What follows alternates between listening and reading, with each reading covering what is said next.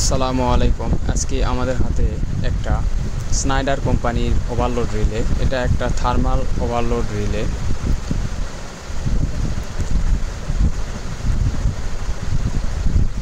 এটা 3 phase industrial মোটরে ব্যবহার করা হয়।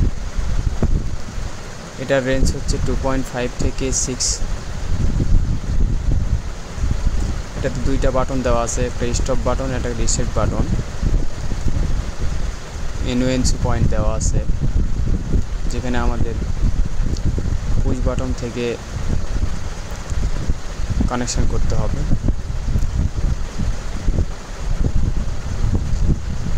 তিনটা টার্মিনাল দেওয়া আছে ইনপুট, যেটা কন্ট্যাক্টের সঙ্গে কানেক্টেড থাকবে।